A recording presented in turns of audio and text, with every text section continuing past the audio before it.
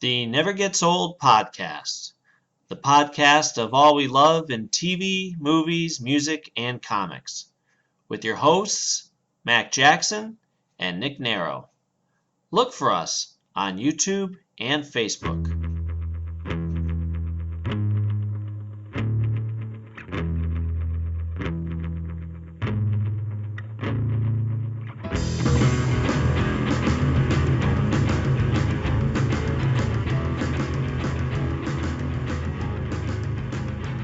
Much better. Okay. All right. So what were you saying about?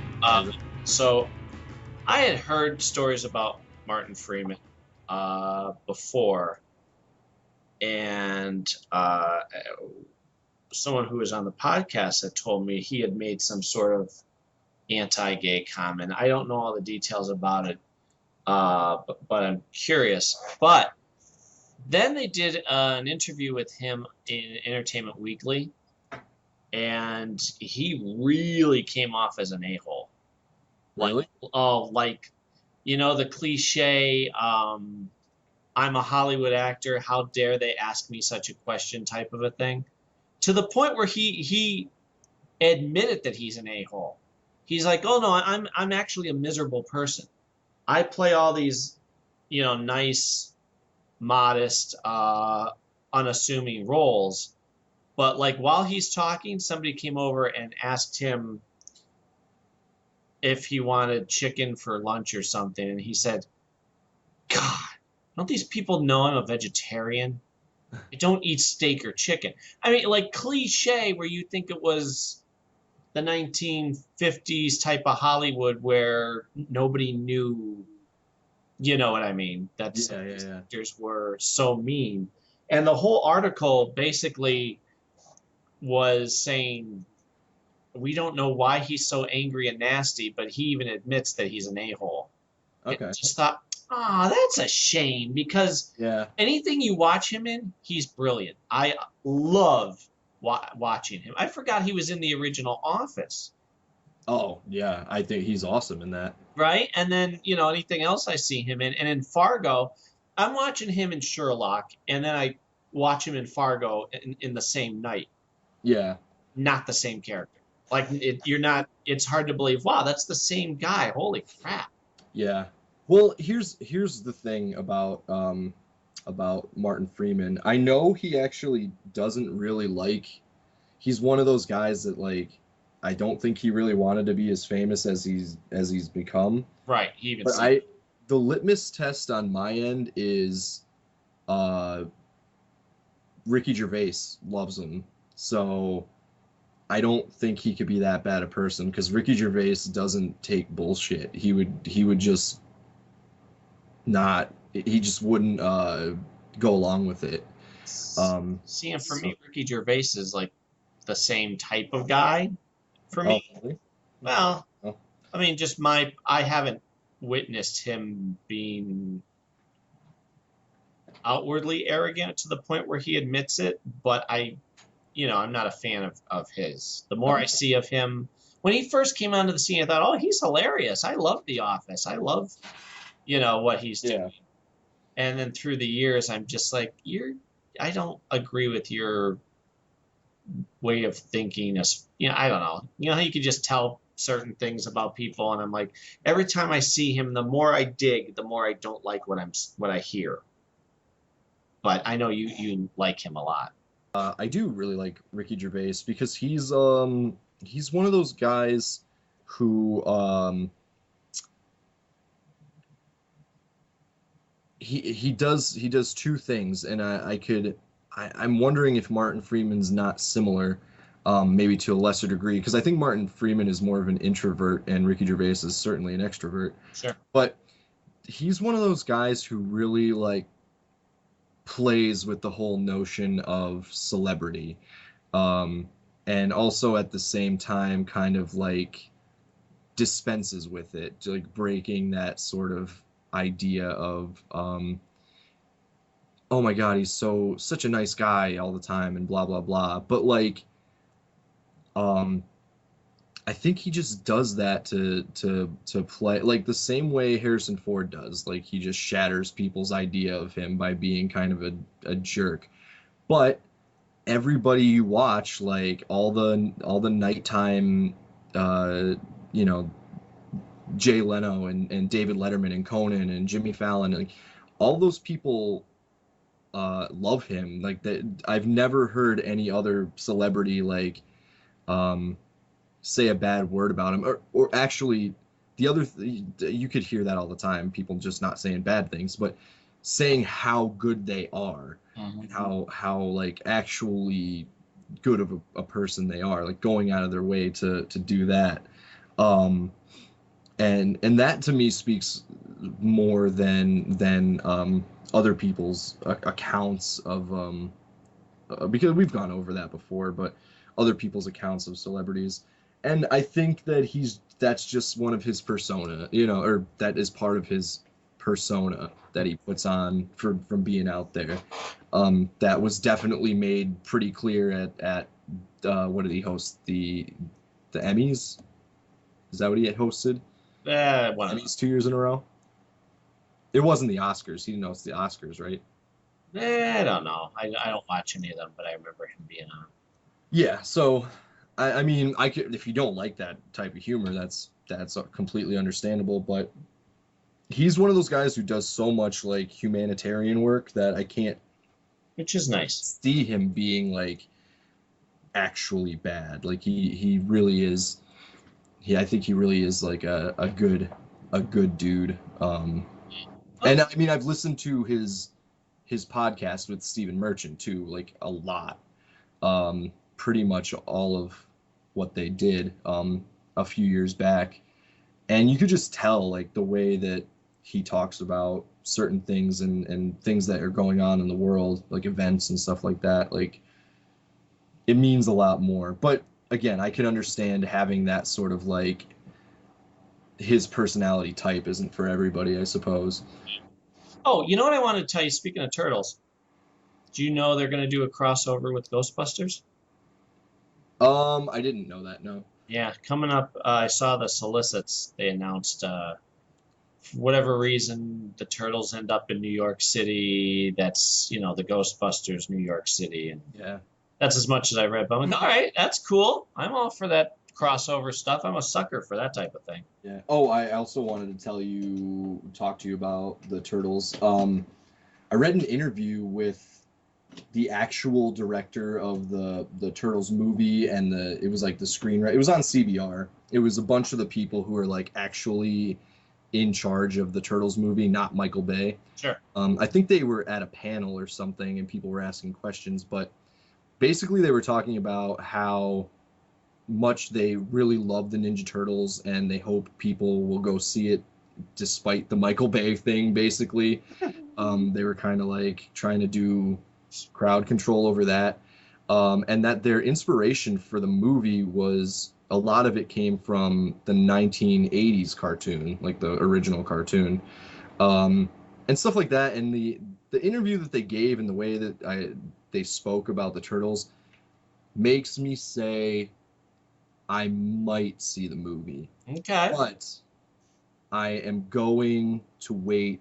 I'm not going to see it on opening night. I'm going to wait and see what the overall reviews say about it and people that I respect their opinion on stuff say about it Yep. before. But I might still buy the toys because I've seen people who have painted them up Yep. and they look really, really nice actually. And they are more in scale with the figures that I have, Yep. so they might work for the animation. Okay.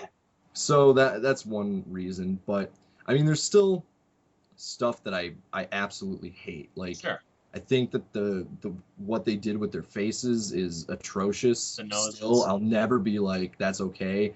Maybe it'll be different in motion, but I think that's like horrifying and weird.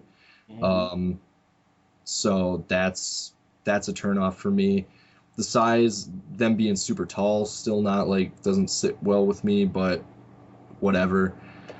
But we'll see. We'll Yeah. see. I'm I, I'm more inclined to like give it maybe a chance if the reviews come out and it's okay. I think I'm gonna. if the rating is good, and it's still not rated. I saw somewhere where I thought I saw PG-13. I thought, oh, but then I saw the actual trailer, and they're like, this movie is not yet rated.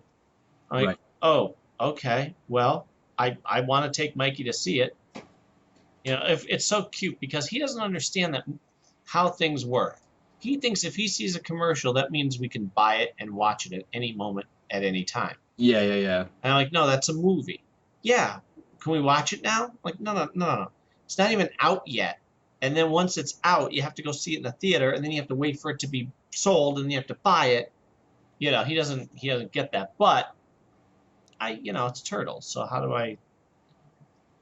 He's seeing the commercials. We watched a 17-minute behind the scenes thing with, God help us all, Megan Fox doing the the her and Will Arnett. yes. Yeah, that's another thing is Will Arnett's in it, and I like love him. Arnett, so. But she, on the other hand, all she has to do is read lines and react to him being funny. Yeah. And it was painful. You know how they do on YouTube, and it's kind of mean-spirited, but they do the honest trailers. Oh yeah, I just watched a bunch before we got on here. Okay, did you watch the one for Transformers 2? Yes, I watched them all. Okay, the one line that sticks out to me, which is so funny and so true. Watch Megan Fox, who looks like a A-rated porn star with the acting ability of a B-rated porn star. Yeah. That was really I'm like, you know what? I gotta agree with that. Yeah. Oh, but that was really funny. I'm glad you're thinking about seeing it. Yeah, I mean, I still think I'm just overall gonna be upset with a lot of the choices that they made. Yep. Me too. I can even be okay with almost everybody's the designs they went with like the sort of personality sort of thing. I'm still kind of peeved a little bit that they made Donatello so technologically like whatever, but with like the goggles and stuff. I don't know, that's weird. If ever I needed more help defending Donatello for why he's my favorite Ninja Turtle, this movie's not going to help, at least from an aesthetic standpoint. But it's the way, like I said, the way that they spoke about it and the passion that with which they spoke about the property and stuff,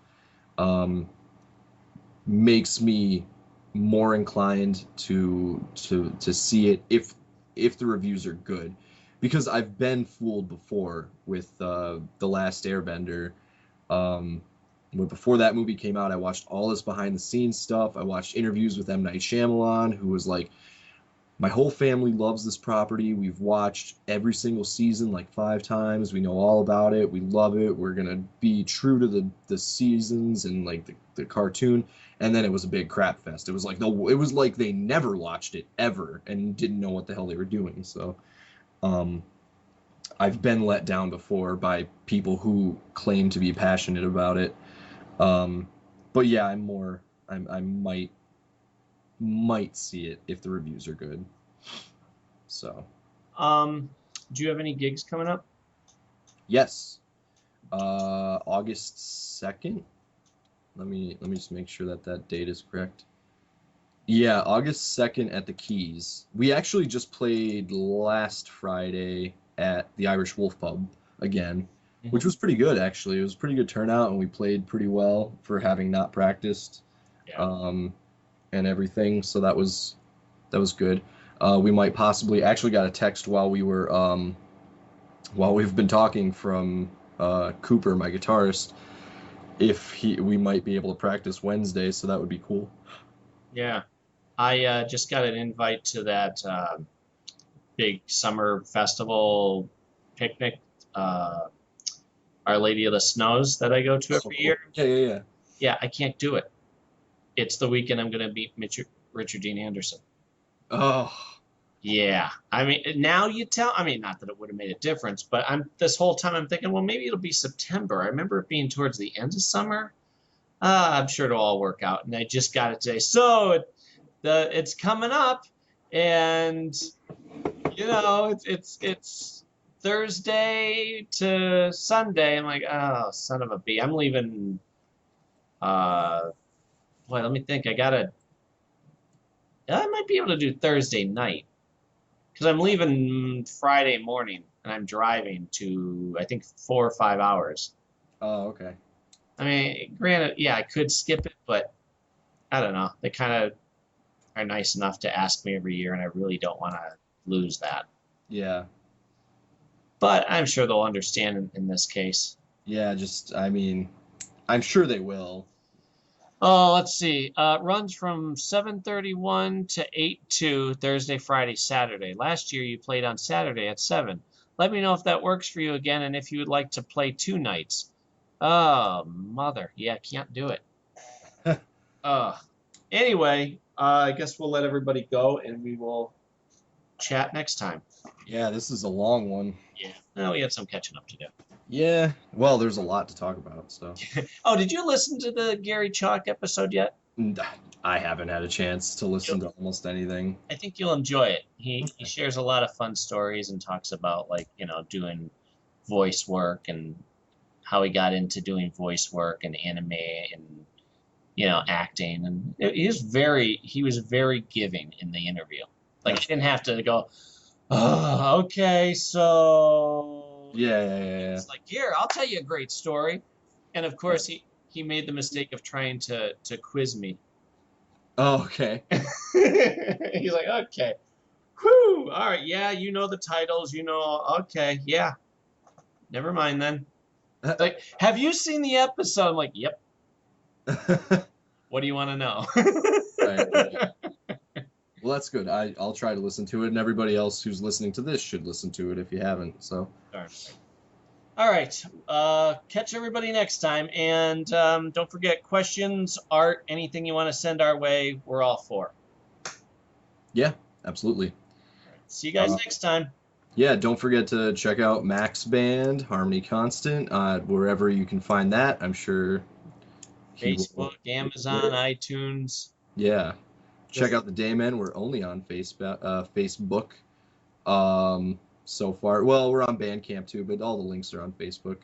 And then check out my other channel, Bogus Features, for some stop motion animation stuff. That would be cool. Which I've been posting on our Never Gets Old podcast page.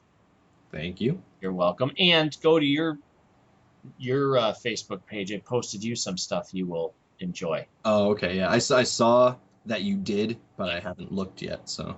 Buckle up, because this is made for you. Okay, cool. All right, catch you guys next time. Take it easy, everybody.